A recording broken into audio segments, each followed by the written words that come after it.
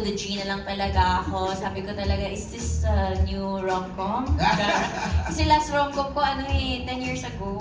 Oh, what was it? Yes, All You Need Is Pag-ibig. Ay, Yung madami kami. madami kayo, Yes. all-star cast. Parang bago din nun, the year before, Bride for Rent. So, medyo matagal na rin talaga.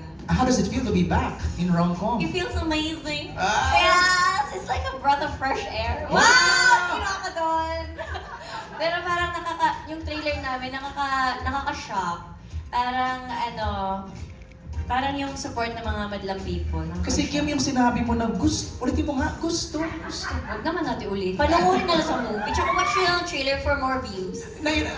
Panahirapan ka ba doon sa eksena na yon? Yes, super talaga. Talaga? As, yung buong eksena na yun, yung ang haba kasi nun yung Okay. pinaka-kinabahan talaga ako dun sa eksenang yun at sa linyang yun.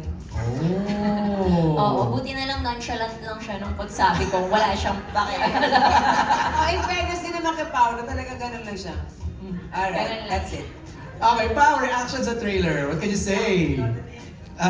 Actually, ang daming parts ng pelikula na sobrang exciting panoorin and nagulat ako na may mga nilagay dito. So, sobrang bitin pa. Kumbaga, naiisip ko yung mga shoot namin, mga eksena. Napakarami pang magpapatawa, magpapakilig, and magpapagulat sa mga viewers natin. So, kung nagustuhan niyo yung trailer, 100% mas magugustuhan niyo po yung pelikula. Eh, ang tanong kasi dito, may nag-text agad sa akin, bakit daw ang gwapo mo?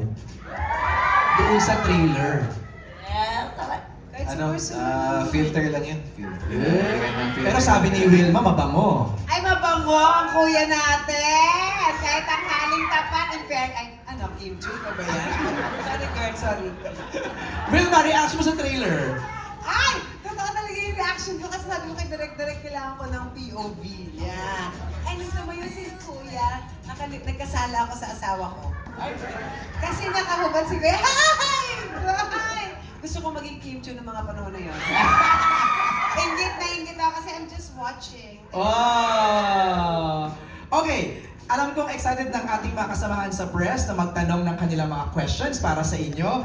Let's go, let's begin our Q&A. Siguro I'll start off with Prime. Kasi sa'yo nakalagay story by Prime Cruz. So, kanino mo hinugot yung kwento ng My Love Will Make You Disappear?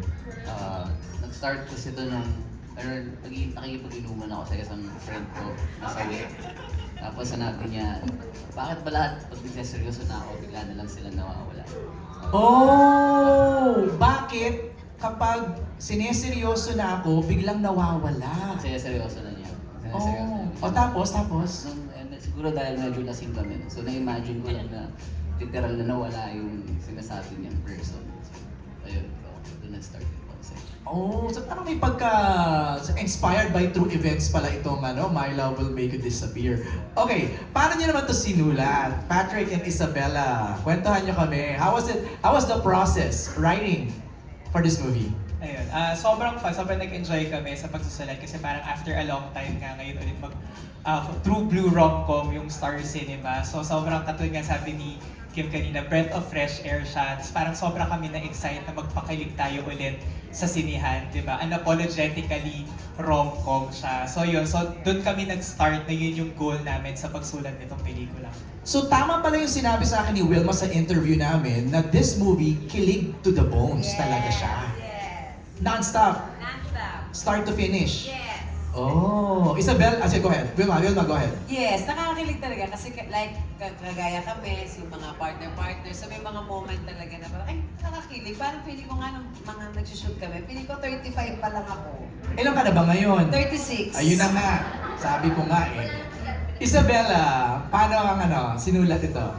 As Patrick said po, parang super duper enjoy. Parang at first, medyo kinakabahan pa ako kasi parang hindi naman ako natural lover girl. Pero because of the script, parang kailangan ko talaga ilabas kasi kilig talaga siya. It's all good vibes and happiness and love talaga. So while writing, parang yun din iniisip namin yung our own experiences, our own love, our own kilig, and putting it all out on the script po. Sorry, mag-base lang ako sa trailer kasi yun lang yung nakikita namin, no? Pero sino nakaisip nung gustong-gusto ko na talagang makipag... Nako. ano siya, parang creative meeting siya. Pero yun, nanggaling rin siya with the help of Scarby, our creative head, sa Star Cinema. So yun, so collaborative effort siya of the whole team kapag nag-meetings kami. Siyempre with Direct Chat din. So yun, so parang kinalikan namin kung ano pa pain ng mga characters nito. So doon din siya lumabas yung dialogues na yun, magically. Hindi ko may reason bakit niya na bulalalas yung ano na yun no? Yung line na yun no? Mga thoughts ni Sari yun ha, hindi ni Kim. Actually, madami. Medyo natamaan nga din ako sa linyang yun. Ay, talaga? Hindi naman yung hindi naman yung mismo. Okay. Mahaba kasi yun. Like, 3 paragraphs yun, di ba? Direct. Okay. Ang haba, 3 page yun. Lahat Okay. ng gusto ni Sari. Karamihan doon gusto ko rin naman. Like, Abangan nyo, hindi lang yung mismong salitang yon na tutut, pero karamihan talaga. Parang totoo talaga siya. even that real Kim? Even the real Kim, natamaan din siya. Oh. Kaya ayoko siyang basahin ng paulit-ulit. Kasi nakakaiyak na. Umiyak bigla eh. Okay, first question is from Alan Sancon. Alan, ako na magkatanong ng question mo. Okay, for Kim Chu and Paolo Abilino, this is your first movie after the success of your teleseries. Is there any pressure on your part na sana kung ano yung support ng Kim Pao fans sa mga teleserye nyo, ay ganun din ang maging suporta sa first movie nyo together? Pao? Yes, kaya of course there's immense pressure. Medyo iba rin po kasi pag gumagawa ng pelikula, of course you have to, kailangan nyo itong ibenta. Kailangan may bumibili ng tickets sa mga sinihan. So, ibang kalakaran. Ibang kalakaran siya. Ito na, ang ginawa na lang namin, parang trinay na lang namin pagandahin yung material and of course, pati yung performance namin para maiba siya sa mga past na ginawa namin and also para may bagong mapapanood sa amin maliban sa mga napanood na nila sa TV and sa mga streaming platforms. You wanna add, Kim? Siyempre nakaka-pressure kasi yung ginawa namin, ano yun na nga, streaming platforms lang siya. And this time, medyo mahirap kasi manonood ng sine eh. Kailangan mong papuntahin yung mga tao, kailangan mong gumastos sila ng pamasahe or ang laki ng gagastos para manood ng pelikula. Kaya sobrang kinakabahan of course and sobrang nanginginig na sana Lord, sana supportahan siya ng mga tao. Kaya tinodo na namin sa movie na, Hoy! Tinodo na talaga namin para pag nanood sila, sasabihin nila, worth it panoorin ang My Love Will Make You Disappear. Speaking of Tinodo, yung second question ni Alan is related to that. Inaabangan ng mga kilig scenes and kissing scenes nyo dito. Gaano kadami? Or ka-intense ang mga kissing scenes nyo sa movie na to? Agad-agad naman din naman, Kuya Alan. Iyakan mo na, naman talaga yun. Mainit-init naman talaga. Oo. Gaano? Medyo mature rin kasi yung pagtakal ng roles dito and pati yung characters namin ni Cholo and ni Sari.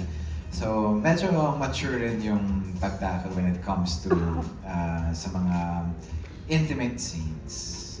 Meron, pero abangan nyo lang sa scene. Pero sanay na. I say Wait, that... hindi naman. Sabi ko na sanay. Wait, kalma. I say that na parang comfortable na kasi you've done it. In Linlang, di ba? Nag-kiss din naman kayo sa What's Wrong with Secretary Kim. Para sa akin, parang never naging comfortable dahil sino ba naman gustong naghahalikan na parang 100 tao Ang dami namin sa set. 100 tao yung nanonood. Kasi sabi, halika na, parang one take na lang. Kasi pag inulit-ulit, baka alam mo na. So minsan sinasabi ko na lang kay Kim, rehearse muna tayo bago tayo. Ay, hoy! Hoy! Teka. Teka Kaya lang. pala lagi kayo nasa tent, no? Nag-rehearse pala kayo. Grabe. As much as possible, one. Kaya pala, bawal pumasok dun, tent nyo lang. Pinapractice lang namin kung sino yung gaganon. Charot lang, hindi. Para mas maganda one Ay, nabubulol! Nabubulol! Kasi this is such a very important matter. Yun. Kaya, So, do you agree? Nire-rehearse nyo? Ay, hindi. Okay. Yung lines. Yung lines. yung line. Direct take one, yung mga ganong scenes. More or less. Take one.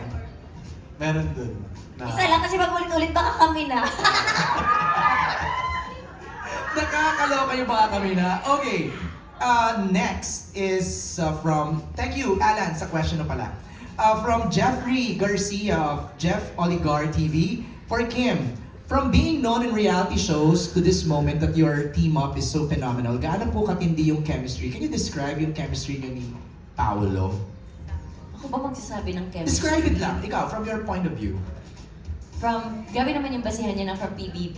Siyempre from 16 years old to 30s. 30s! Hindi na sinabi ko ano yung edad. Pero, Parang matured na kasi now di ba? yes, masasabi ko na lumaki ako siyempre sa harap ng mga taong sumusuporta sa akin. And napanood nila yung nakailang love team na, pangatlo na rin to.